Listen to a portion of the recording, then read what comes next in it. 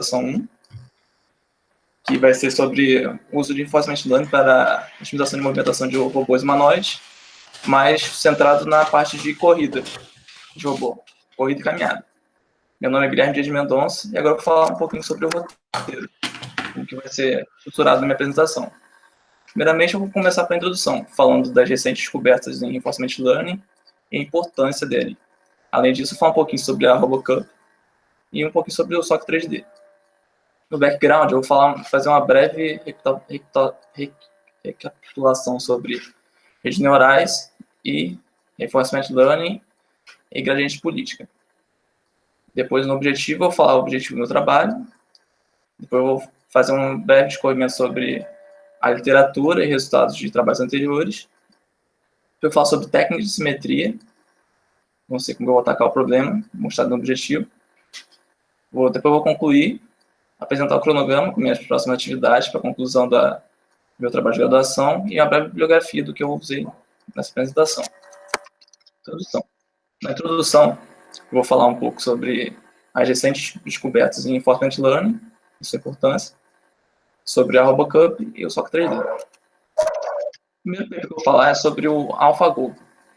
AlphaGo foi um agente criado para jogar o jogo Go, que é um jogo de tabuleiro bem complexo, como pode ser visto na capa de revista ao lado, que é a Nature, que é uma das maiores publicações científicas do mundo. Esse trabalho foi muito disruptivo na Reinforcement Learning, porque, junto com outros, como o do Atari, ele mostrou que Reinforcement Learning não é só usado em problemas de brinquedo, em problemas de pequena escala. Ele pode ser usado em larga escala. E ele conseguiu um resultado tão bom que derrotou o melhor jogador do mundo de Go na época. E foi em 2017. Foi liberado esse paper. O segundo paper do trabalho que foi disruptivo para Reinforcement Learning foi o do OpenAI 5. Foi feito em 2019, que criou a gente para jogar o jogo de Dota 2, que é um jogo de estratégia multiplayer, em que tem 5 jogadores de cada lado, e eles querem ganhar a partida. E tem vários desafios, desde fazer 5 IAs diferentes cooperarem, fazendo uma estratégia multi-agente, desde os resultados de longo prazo que tem que ser considerados na hora de programar esse treinamento, o espaço de estado de ações que é contínuo e complexo, e além disso, ele conseguiu um desempenho muito excepcional, que ganhou 99,4% das milhares de partidas que jogou contra seres humanos. E basicamente isso demonstrou que a Reinforcement Learning é muito robusta até para problemas de espaço contínuo e muito complexo, como o jogo Dota 2. O terceiro paper é um paper mais relacionado ao meu trabalho, que foi a movimentação em ambientes complexos. Nada mais é que usaram uma versão melhorada de Proximal Posture Optimization para fazer o treinamento e fizeram tanto uma aranha, um ser mais aracnídeo, e um humanoide aprenderem a caminhada de forma de treinamento usando só algoritmo de Reinforcement Learning, o que dá uma ideia que seria possível usar isso em robôs humanoides, que nem eu vou fazer nesse trabalho. Agora, falar um pouquinho sobre o RoboCup. A RoboCup é uma comunidade científica que tem como objetivo aprimorar as técnicas de estado-da-arte em robótica, desde IA, controle, visão e coisas desse tipo. Ela é vista um problema padrão, ou seja, de inúmeras equipes podem usar para testar algoritmos, teorias e arquiteturas lá dentro. E como tem uma comunidade vasta, você pode comparar e trocar ideias com seus pares. E por isso que a RoboCup é uma comunidade tão boa para esse tipo de pesquisa. No caso desse trabalho, a gente usou o simulador do SOC 3D, o RoboCup 3D Soccer League. Ele é um simulador de futebol de robôs que simula uma física realista, desde articulações do robô até a física da bola e de tudo que acontece no gramado. Você tem até 11 robôs simulados por time e usa o simulador SynthPark para fazer toda essa física de corpo rígido funcionar perfeitamente. Agora vou falar um pouquinho sobre o background. No background vamos falar sobre redes neurais, uma breve recapitulação, Reinforcement Learning e métodos de gradiente política. Primeiramente vamos falar sobre redes neurais. Redes neurais nada mais são do que uma forma de aprendizado que o objetivo dela é aproximar uma função f asterisco para uma função f. E para fazer isso, ela usa parâmetros θ para se aproximar essa função da outra. Como, por exemplo, se tem estou querendo aproximar a função da caminhada de um robô humanoide, função de controle. Eu vou mostrando essa função e vou fazendo, e uso como entrada e a saída esperada para fazer minha rede neural aprender essa função de controle. Uma rede neural ela é estruturada da seguinte forma: tem vários neurônios, que são as unidades básicas, organizados em camadas. Em cada camada, entra os dados da camada anterior, ou no caso da primeira camada, os dados de entrada, e eles são processados e mandados para a camada posterior até que chegue a saída. Isso te dá exatamente o que você queria que a sua função, sua rede neural te desse no final.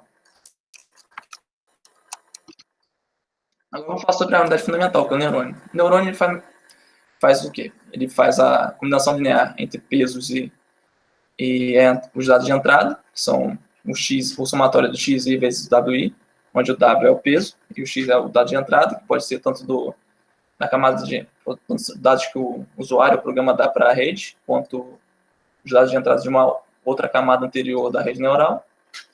E você passa uma função de ativação. E essa função de ativação tem importância de quê? E esqueci de falar do bias também, que você soma junto com após essa combinação linear entre pesos e entrada. E para dar toda a versatilidade que as redes neurais têm de aprender, a gente usa a função de ativações, que são o G de Z, que é basicamente o que o neurônio passa para a próxima camada. Esse G de Z pode variar entre várias coisas, como uma função linear, uma função tangente hiperbólica, tangente hiperbólica de Z, e outros tipos, que dão toda essa versatilidade que uma rede neural tem.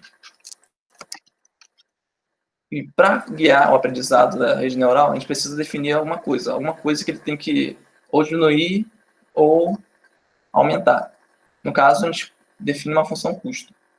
Nesse caso aqui, eu estou mostrando uma função de custo quadrática, onde ele pega o y chapéu, que ele conseguiu pela rede, tira do y esperado, que ele já tem dado anotado como conferência, tira o i ao quadrático e calcula uma média desses erros com base no número de exemplos. E desse jeito você tem uma função custo. E machine learning também é chamado de função de perda, ou loss function.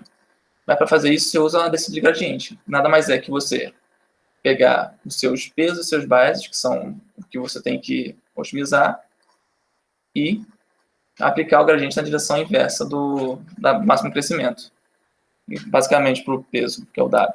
W igual a W menos alfa vezes a derivada em relação à função custo do W. E o alfa é a taxa de aprendizado. E, além disso, para você computar essas derivadas, você usa uma técnica chamada backpropagation. Reinforcement Learning. Reinforcement Learning é outra parte de inteligência artificial que tem como característica básica: tenta maximizar a recompensa acumulada, para isso ele explora o ambiente, só que de uma forma mais de tentativa e erro. Ele, como se diz, pode ser feito um paralelo com treinamento de animais. Você dá o animal faz uma ação, e se ele fez certinho, você dá um biscoito. Mas se ele fez uma coisa errada, você não dá nenhuma recompensa para ele. E o que difere dele dos outros tipos de aprendizado, como, por exemplo, o aprendizado supervisionado, que você tem um dado anotado, por exemplo, o jeito que você treina uma rede neural, você tem a sua saída da sua função da rede neural e seu dado anotado do seu objetivo. Em Reinforcement Learning você não tem isso. Você tem um dado e tem uma recompensa dizendo se você foi bem naquela hora ou não. E esse é o problema que tenta resolver. Esse problema pode ser também visto como um problema de controle, uma vez que o agente, que é o cérebro nessa imagem, ele observa o ambiente, ele toma uma ação, recebe uma recompensa, e se essa recompensa, de acordo com a próxima observação e a recompensa, ele vê que está indo no lugar certo, ele continua fazendo isso. É equivalente numa malha de controle de você pegar, você quer jogar numa certa referência, você joga, aí você pega no loop de realimentação e vê se ela está muito perto ou muito longe do que você queria e faz uma ação para jogar mais perto do seu objetivo. Basicamente, isso é Reinforcement Learning. Agora, vou falar um pouquinho dos conceitos básicos. Os conceitos básicos de Reinforcement Learning são estado, que é a informação do ambiente, que é dada pela letra ST no diagrama ao lado. Temos a recompensa, que é um número escalar que diz o quão boa uma ação é no momento, ou seja, o agente tem uma informação do estado, que é o ST. Ele tomou uma ação AT, o ambiente vai devolver uma recompensa RT mais 1, dizendo quão bom foi aquela ação em relação àquela ação no momento. Depois disso, a gente tem o quê? A política, que é como o agente se comporta no instante T. Basicamente, ele te dá, você pega as informações do agente, o estado, ele dá a próxima ação que o agente vai tomar. Ele joga e toma essa decisão de novo. Outro conceito é o modelo, que é um componente que prediz o comportamento do ambiente dada a informação atual. Ou seja, se o agente vai tomar uma ação A no tempo T e ele está no estado S no tempo T, esse modelo ele diz qual é a probabilidade de o ambiente ir para o próximo estado, dado essa ação do agente. E, além disso, a gente tem a função estado-valor, que ela mede quão boa é estar naquele estado no longo prazo. Porque, como se diz no Reinforcement Learning, a gente quer maximizar a recompensa acumulada. Ou seja, para isso a gente precisa de uma coisa que defina isso, que é a função-valor, que é a esperança da recompensa, tipo, a recompensa no tempo T mais 1, vezes mais a recompensa de gama, vezes a recompensa do tempo T mais 2, e assim por diante, dado que eles começou no estado no tempo T igual a S. E seguindo a política pi.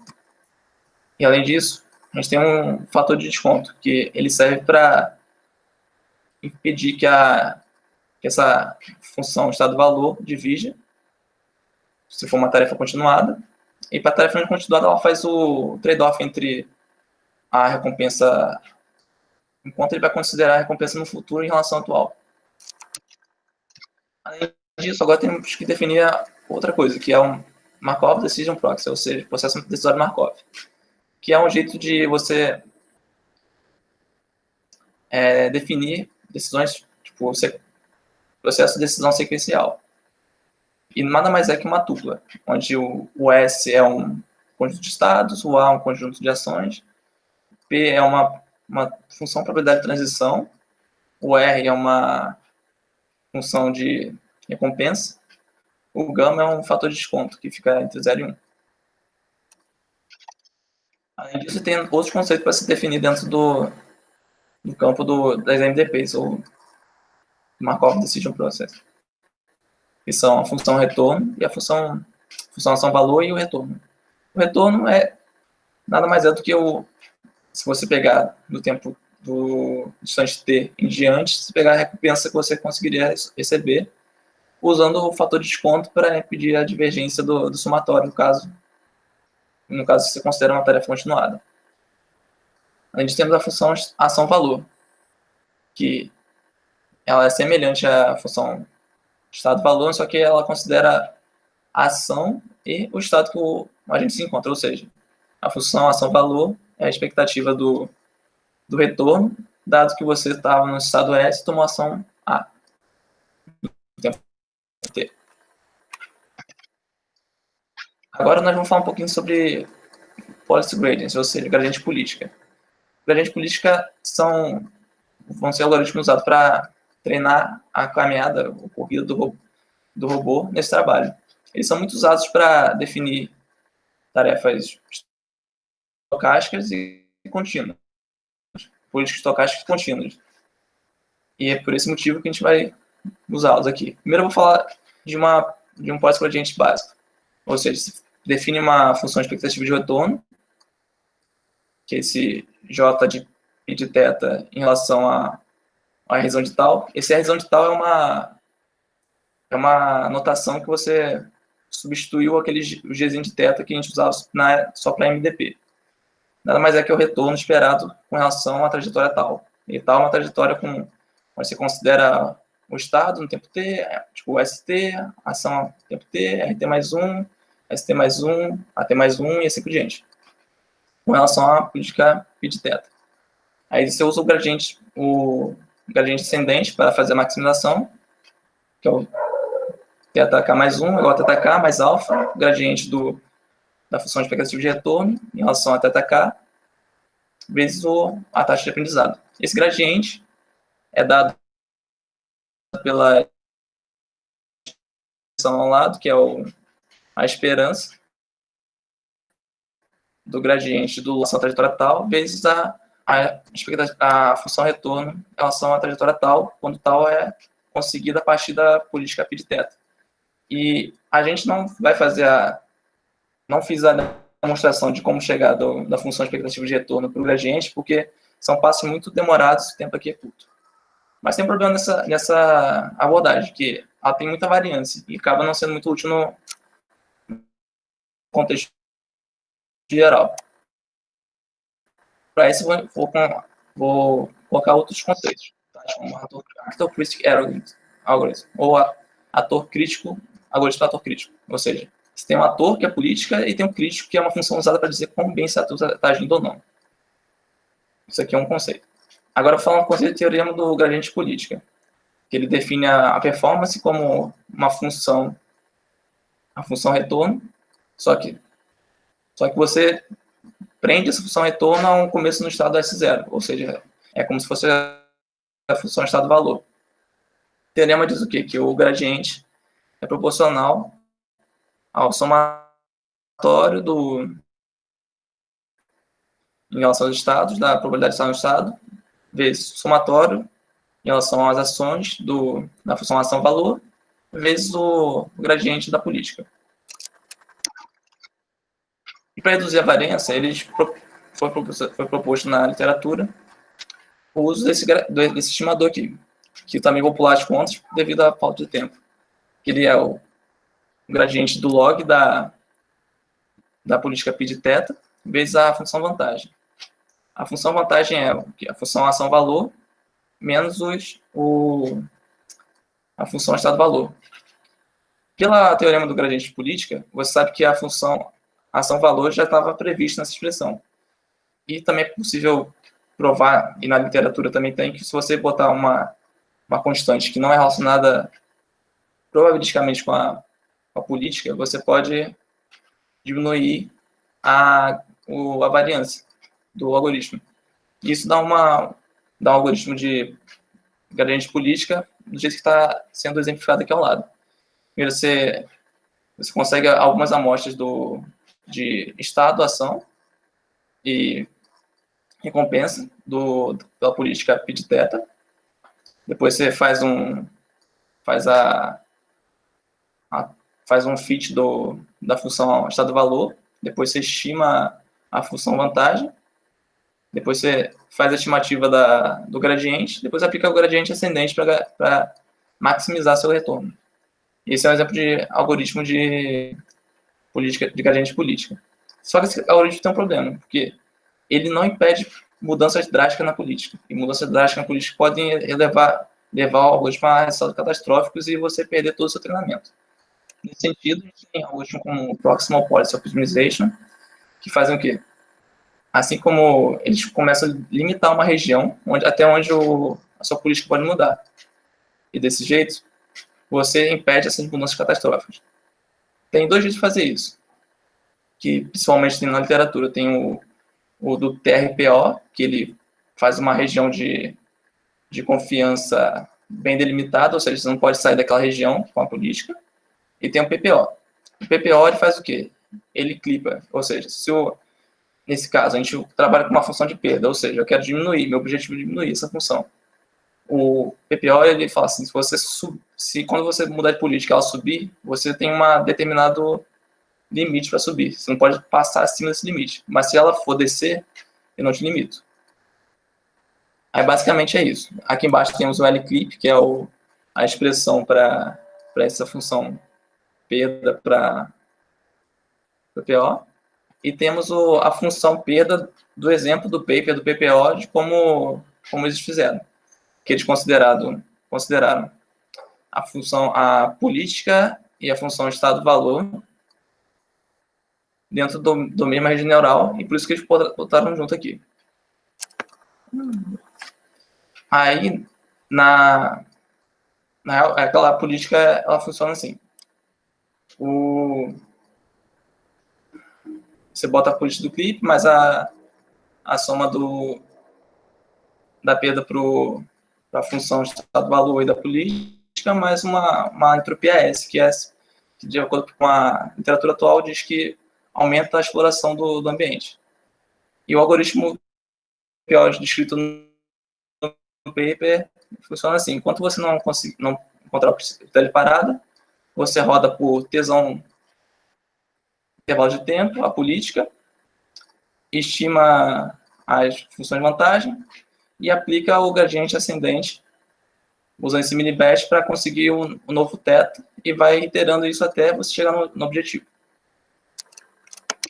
Eu vou falar resultados anteriores. Primeiramente, antes de falar sobre os resultados, vou falar que o paper e o estado da arte na área de corrida de humanoide, robô humanoide simulado, foi feito pelo Luquiciano Mello, e é um paper que ele liberou ano passado. Ele é do mesmo grupo de pesquisa que o meu, da Android, liderado pelo professor Marcos Máximo, e eu vou descrever rapidamente os resultados que ele obteve.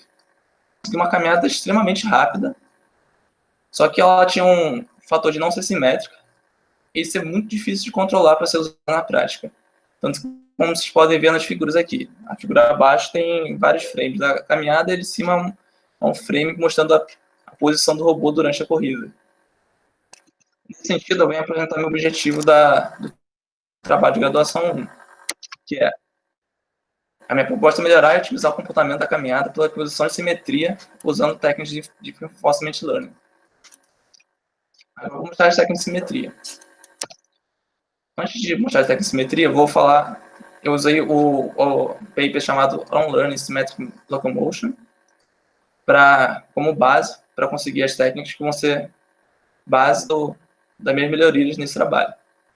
E antes de explicar as técnicas, eu tenho que falar sobre dois conceitos básicos, que são eles: a função espelho, que tem MS de S, que ela pega um estado S e te dá o estado espelho disso.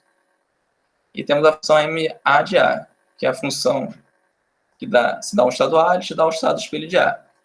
E temos que definir a política simétrica. A política simétrica é quando você aperta, se você botar o π de θ de S, ou seja, se você botar o estado S na política e pegar o espelho dele, tem que ser a mesma coisa você botar o estado espelhado do S pertencente a S, ou seja, para todos os estados possíveis que aquele agente possa estar. Agora, falo da primeira técnica de simetria. A primeira técnica de simetria é simples.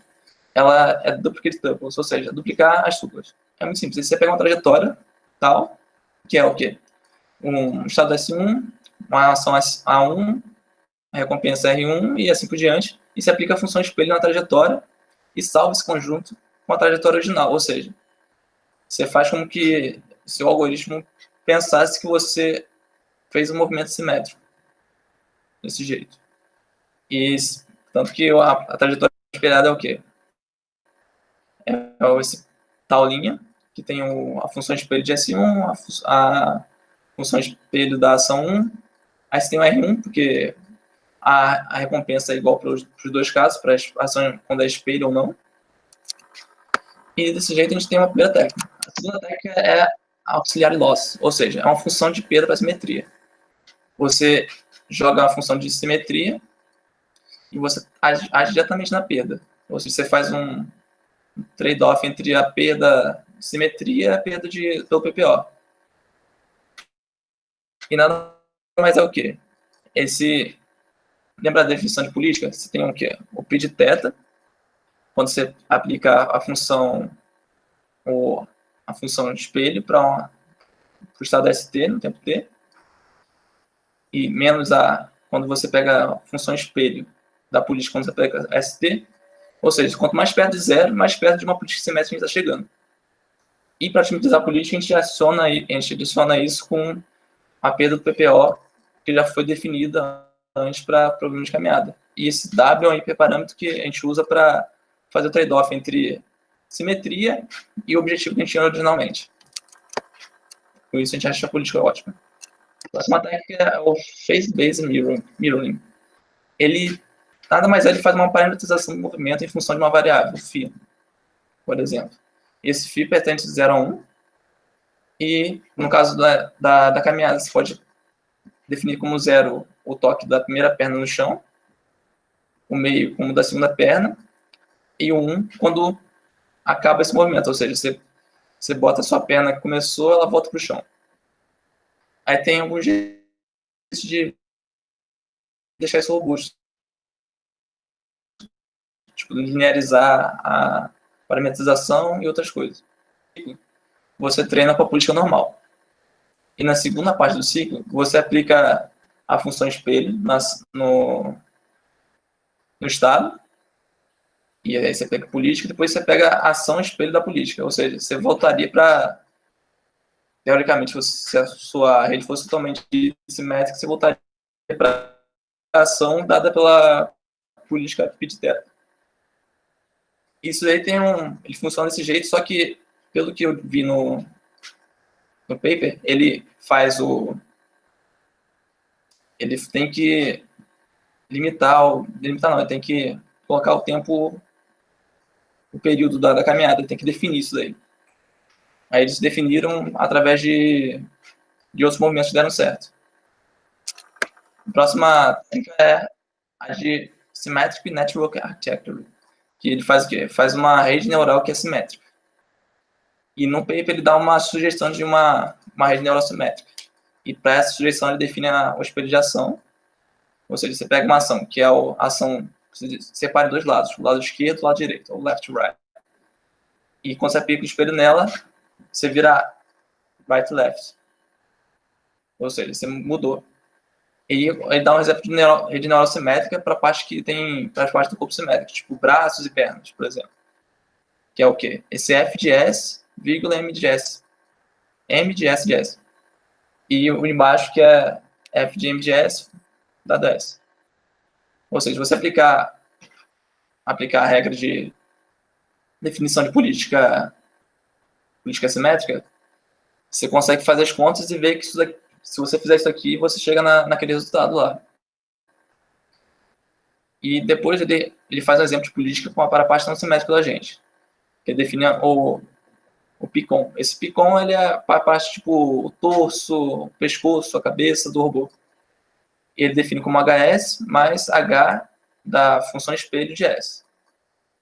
E dá para provar também que, usando esse tipo de construção, você tem uma função que é invariante para espelhamento. E, além disso, para fazer uma rede neural mais geral, com componentes simétricos e não simétricos, ele sugere você criar uma rede neural, uma política π-θ, onde você juntar a π-com para a parte não simétrica e a π-side. Conclusão. Esse trabalho apresentou a caminhada do humanoide em um ambiente simulado. A gente viu as soluções da arquitetura da literatura atual, que são muito boas em questão de velocidade, mas não são simétricas nem muito controláveis. Então é possível melhorar essa caminhada tentando usar simetria para deixá-la mais usável no mundo real. E agora falar um pouquinho sobre o cronograma de aproximações para a conclusão do trabalho. Primeiro, a gente vai fazer a escolha das técnicas de simetria que serão implementadas com base no que eu apresentei até o dia 25. Depois a implementação das técnicas de simetria escolhidas no dia 25, até o dia 25 de 7. Definição e implementação do procedimento de treino até o dia 5 do 8. Exatos experimentos, buscar os hiperparâmetros e iterar até o dia 25 do 9. Até o dia 1 do 10, compilar os resultados. Até o dia 15 de outubro, escrever o relatório de TG2. Que foi usada para fazer essa apresentação. Obrigado pela atenção.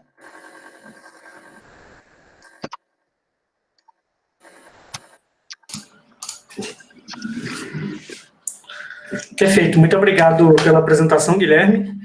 Agora a gente vai passar para a fase de arguição aqui da banca. Como o que esse ano ele faz parte da Itandroids, eu gostaria de começar, então, pelo professor Rubens, que está mais distante aqui do nosso grupo. Beleza. Então, primeiramente, obrigado pela apresentação, obrigado pelo convite também. Guilherme apresenta bem, está de parabéns, eu gostei da apresentação. Ele disse no início estava meio nervoso, mas não deixou transparecer. Sobre o documento, como você enviou, eu vou fazer uma pequena avaliação já do documento, apesar de que acho que não é mandatório nessa fase, né? Acho que o texto é bem fluido. Eu fiz algumas mudanças entre... Pode falar. Eu fiz algumas mudanças entre esse e o outro. Tá. Eu imagino, porque... Eu fiz algumas mudanças entre esse e o outro que eu te mandei. Eu percebi que a apresentação está mais completa que o documento, né? Eu estava conferindo e percebi que eu tinha esquecido uma coisa ou outra no meio do caminho. Eu achei o texto bastante fluido, no geral, está bem escrito. Acho que tem que tomar um pouco de cuidado. Eu marquei aqui com alguns termos um pouco vagos, tipo big, huge, ou coisas assim, que não descrevem tão bem o que você quer falar, acaba ficando vago para o leitor o que você quer dizer. Entendi. Mas o texto está bem entendível. Acho que tem bastante coisa que você vai ter que escrever, porque você falou bem mais coisa na apresentação, e talvez tenha que colocar mais coisa ainda aí. Mas, no geral, eu achei que está bem escrito, e para como um projeto de TG1, onde a gente tem que avaliar a viabilidade, para mim é bem viável e está num caminho bom, porque você demonstrou que está entendendo a teoria e agora pode partir para a implementação conforme está colocado no cronograma, né? Então, em termos de avaliação de TG1, para mim está tudo muito bem. Não teria nada...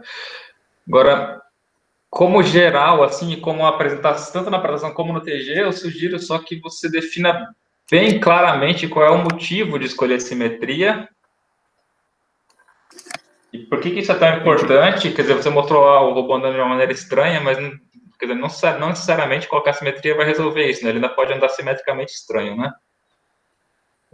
Isso é verdade.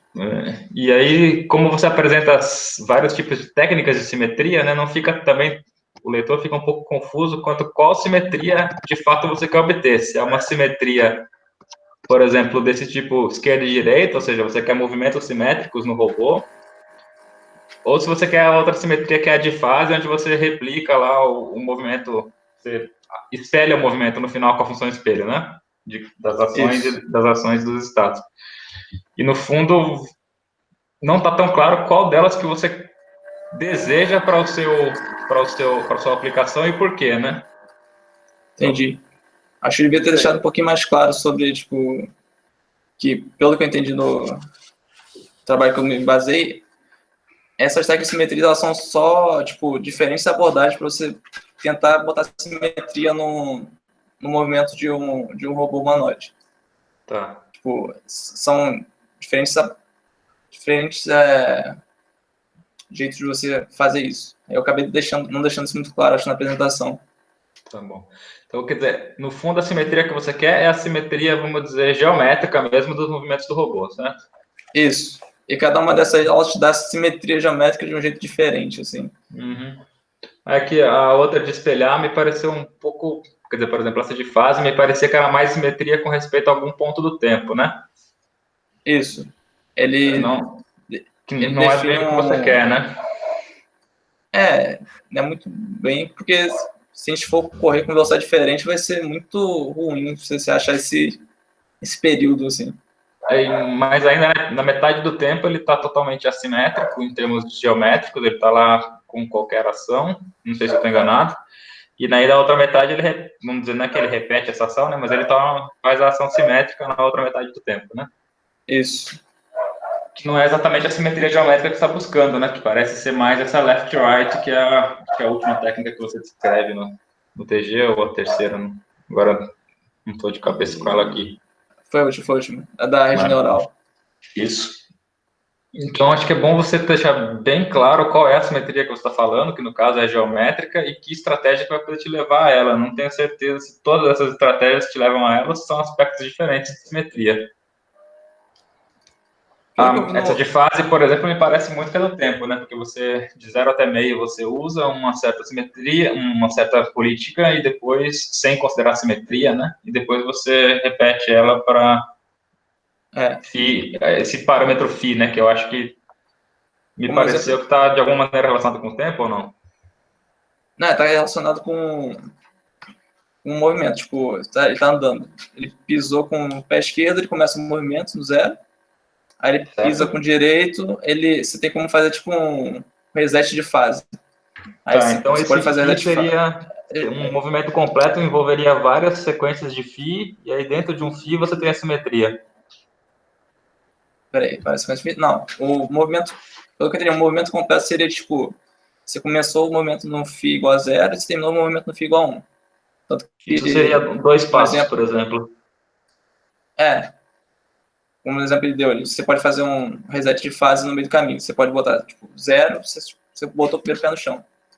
Aí na hora que você botou o segundo pé, você garante que ele vai pisar em 0,5. É quando você botar o primeiro pé no chão de novo, na frente, você bota 1. Para você parametrizar todos os movimentos entre 0 e 1. Então, isso aí seria uma simetria dentro de um passo, né? Não na política toda, então, de fato, né? Você não teria a simetria da política todinha, você teria a simetria dentro de um passo, na verdade, né?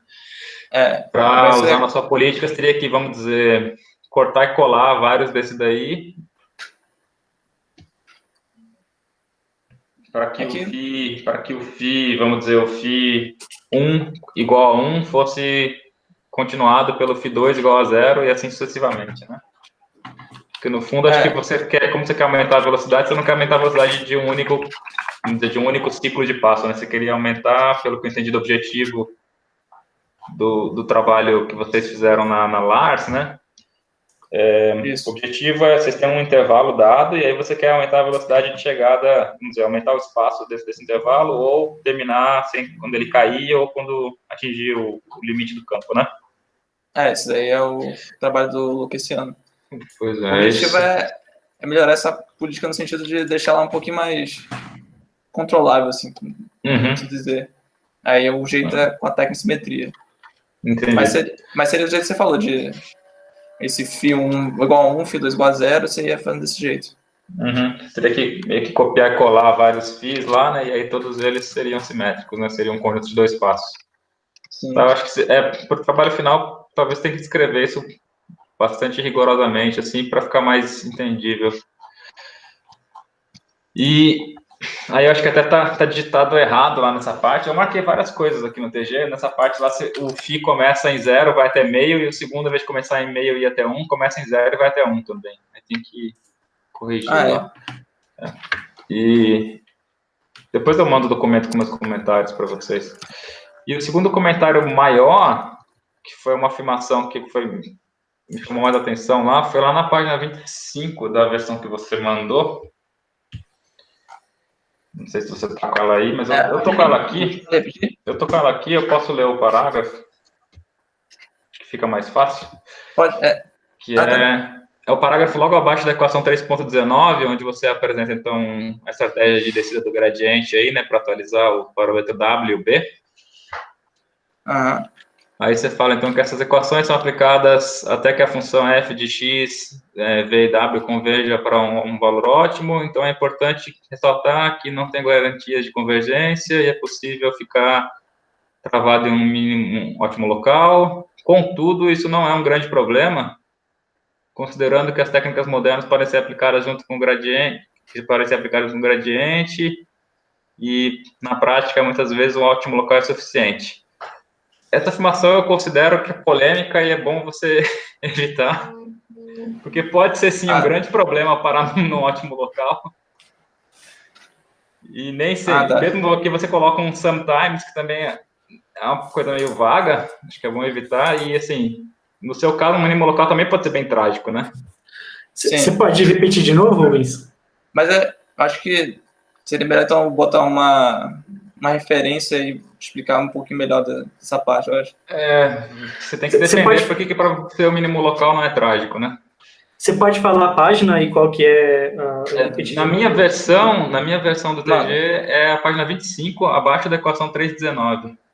O parágrafo é abaixo da 319.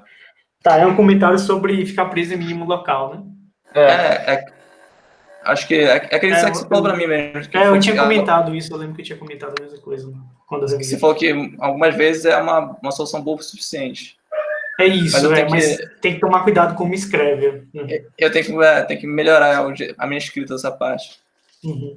É que o mínimo local ele pode ser realmente bom para você, mas ele também pode ser bem trágico, né? Exatamente, sim. Não é que o problema não exista, só que para muitas explicações práticas é o que dá para fazer, né?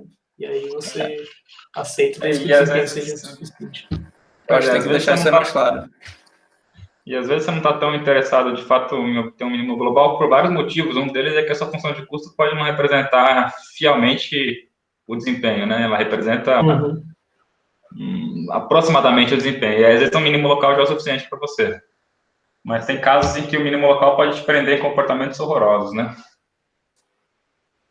Que é o caso, né? É o caso, por exemplo, de perder simetria.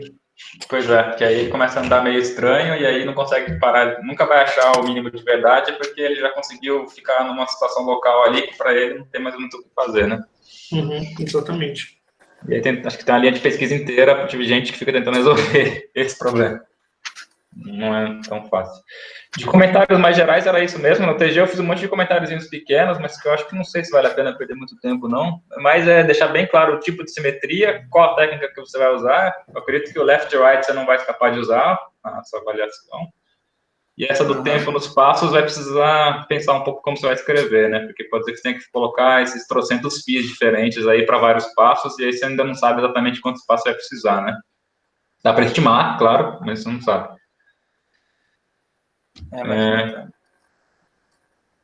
Eu acho que no geral está bem escrito e tem um plano bem claro. Trabalho mesmo, mas para mim está ótimo. Então, obrigado. Sim, parabéns. Então, muito obrigado, Rubens, pelos comentários. Concordo com vários deles, alguns eu já tinha feito para o Guilherme. Agora eu vou passar a palavra para o Tixiano, para ele fazer os comentários dele. Então, pessoal, boa tarde. Primeiramente, obrigado pelo convite e parabéns pela sua apresentação. Estamos ouvindo bem. Tá, perfeito. Então, parabéns pela apresentação e pelo texto também. Eu vi que você já está bastante adiantado na parte da teoria, assim, pelo menos em relação ao de TG1, acho que você está bastante adiantado na teoria. Então, é provável que a sua estratégia seja daqui até o TG2 só trabalhar na parte experimental mesmo nos resultados. Então, muito bom. Eu tive já a minha revisão do relatório, e aí eu queria só pontuar algumas coisas que eu acho mais importantes aqui. A primeira é o seguinte, que acho que está um pouco casado com o que o professor Rubens falou, é que tanto no abstract quanto na página 39, você afirma que você quer... deixa eu ver aqui a frase. Você quer improve the control policies. Acho que na página 39 está mais... Não, improve the running motion. Acho que o problema dessa frase é que... Eu acho que agora para o TG1, perfeito, sem problemas.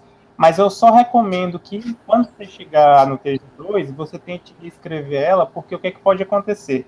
Imagina que agora você tem uma caminhada que é rápida, e aí você vai adicionar esses elementos de simetria, e imagine que você consiga um movimento final mais próximo da realidade. Só que é provável, é esperado que você caia um pouco essa velocidade, não tem nenhum problema com isso. Pode ser que alguém que vai criticar seu trabalho vai dizer assim, mas você pegou uma caminhada inicial e deixou ela mais lenta, entendeu? Então, entendi. Pode gerar crítica. Então, seria, no caso, deixar um pouco mais claro como que você vai melhorar a caminhada. Eu acho que, a priori, não tem como você dizer muito bem se você pode até conseguir uma caminhada mais rápida, mas, assim, quando você estiver mais próximo do TG2, eu aconselho, para te evitar uma dor de cabeça, dizer assim, o objetivo é deixar a caminhada mais próxima do real, ter uma caminhada mais estável, mais veloz, que todos isso são formas de você medir a performance da caminhada. Então, assim, alguém pode te criticar nesse ponto. Na página 15, você fala que o PPO mostrou uma performance melhor que o TRPO. Essa é um pouco forte também, porque, assim, dependendo do ambiente da teste, dependendo dos vários artigos, eles costumam muitas vezes comparar os dois, às vezes um fica um pouco melhor que o outro. O que é aceito na literatura é que o PPO é considerado melhor porque os dois têm performance semelhante, às vezes um é melhor que o outro em termos da recompensa final, mas o PPO ele é bem mais fácil de implementar e, consequentemente, é bem mais fácil de você modificar também. Então, é por isso que ele acabou se tornando um dos principais algoritmos de policy gradient. Mas só toma cuidado com essa frase de ter melhor performance. O que eu sugiro aqui é, sei lá, você poderia, por exemplo, jogar a referência bibliográfica para um artigo em que isso acontece. Que aí o leitor não vai pensar assim, que o PPO é sempre melhor que o TRPO, que isso não acontece, né? Mas a afirmação está correta. Ele é considerado o melhor algoritmo, melhor que o TRPO por esses motivos. Na página 18,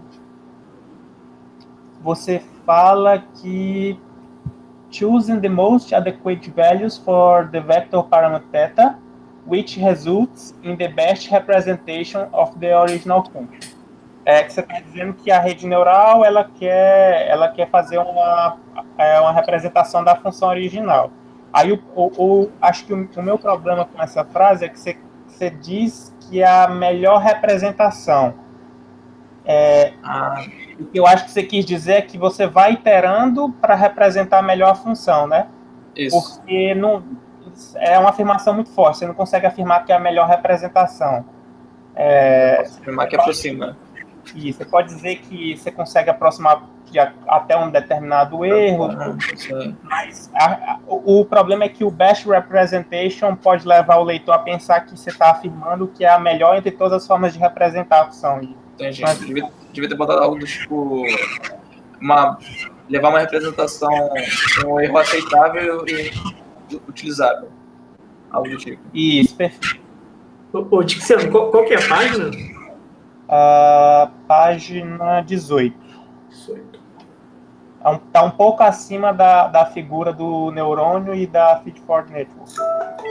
Mas eu coloquei tudo isso na minha revisão, então lá tem. Né? Beleza. Eu cheguei a olhar rapidinho. E um pouquinho, na página 19, no início da página 19, você fala também que the best approximation of F estrela using trained data, aí você coloca assim, trained data, vírgula, which is a noisy representation of F. Acho que você quis dizer aí que trained data é uma representação ruidosa de F. Acho que seria melhor colocar que é uma amostragem da F, né? Que fica mais preciso, ó. Porque a representação ruidosa eu não sei se encaixa muito bem em todas as aplicações. Não é necessariamente verdade, né? Isso. Aí na página 32,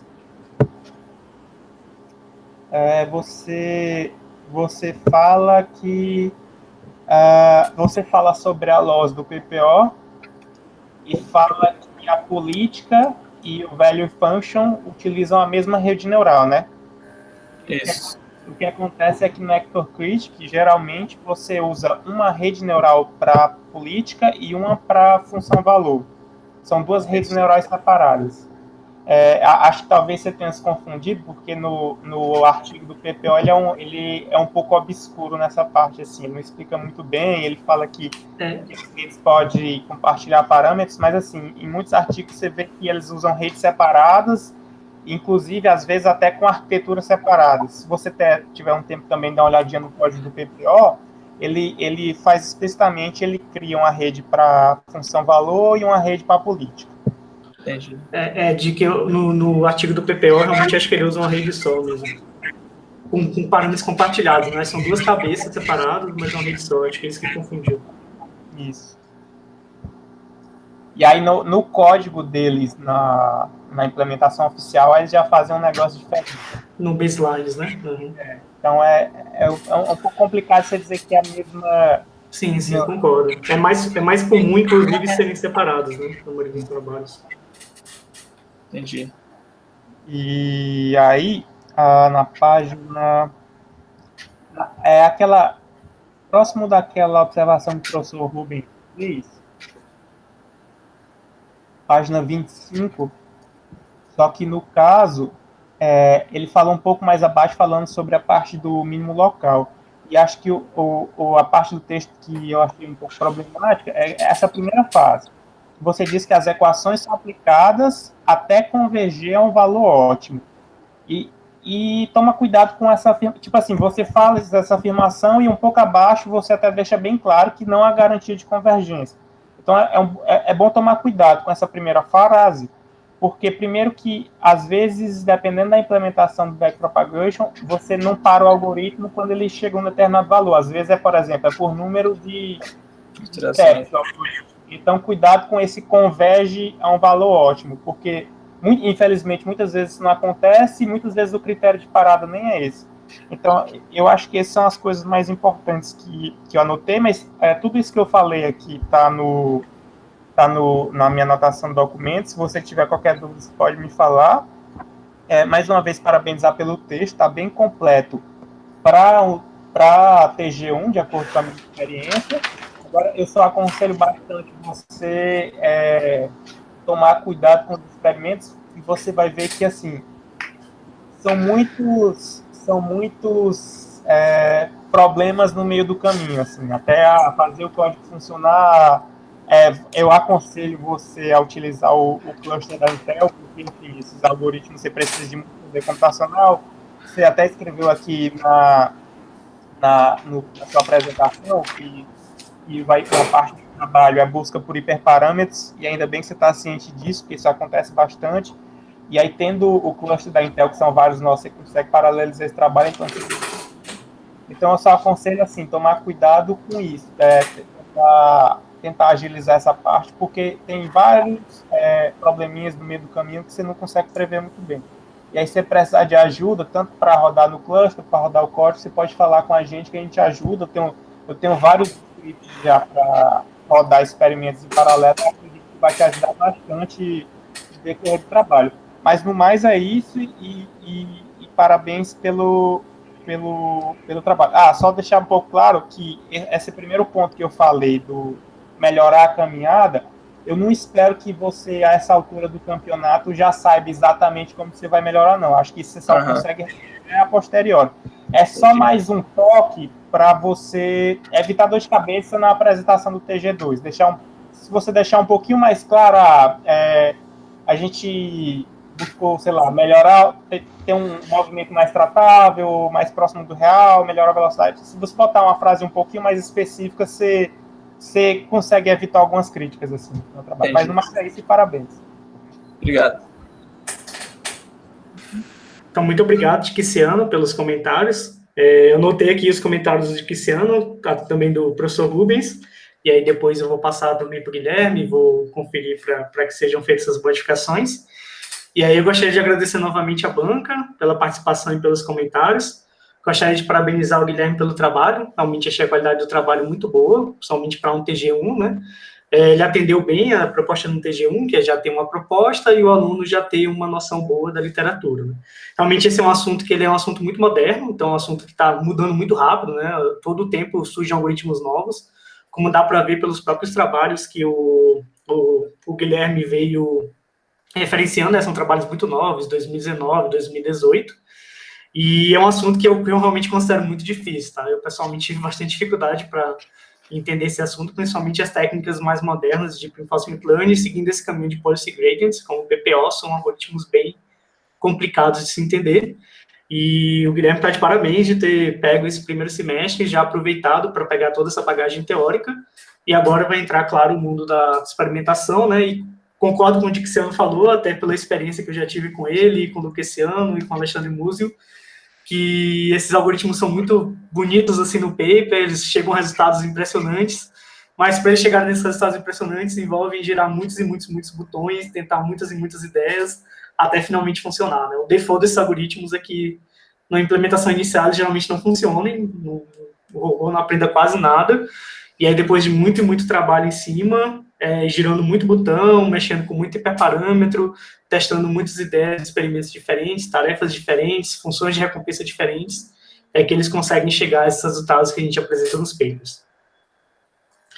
E, no mais, eu acho que é isso. Alguém gostaria de comentar algo mais? Eu estou satisfeito. Eu também. Beleza, então agora a gente vai passar para nossa sessão reservada. Eu só agradecer ao pessoal. Oi?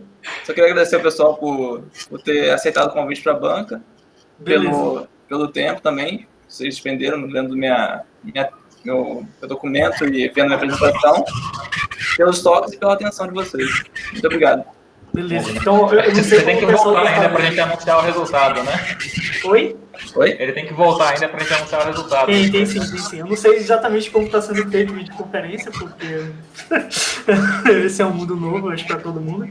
Mas eu vou pedir, então, para o Guilherme sair da videoconferência, depois eu te aviso no WhatsApp e você volta.